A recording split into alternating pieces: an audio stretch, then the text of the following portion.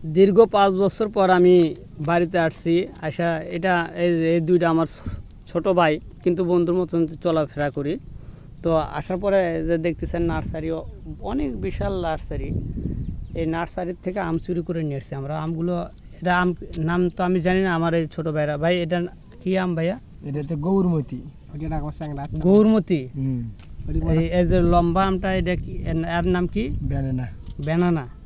যে আমরা সেই আম কাসুন্দি দিয়ে খাবো, হয়তো বা অনেকে কাসুন্দি চেনে, অনেকে চেনে না। এটা সরষা আর শুকনা মরিচ দিয়ে বিভিন্ন ধরনের, দেখেন দেখলেই কিন্তু জিভাই জল চলে আসছে।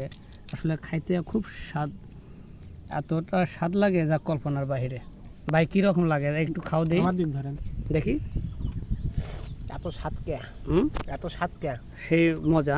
দেখি আমি একটা খাই দেখি। তুমি তো মালের পরিমাণ বেশি ঢেলে ফেলেছো, এত দিছো কেন?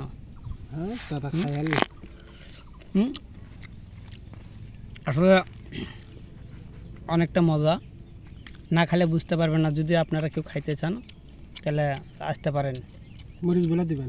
মরিচ তো পাইলাম না, তাই মরিচ দেওয়ার দরকার নেই। এখানে অনেকটা ঝাল।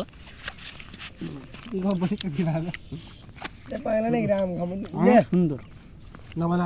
দেখি ভাইয়া, দেখি দেখি দেখি। আপনারা দেখতে পাচ্ছেন অনেক সুন্দর।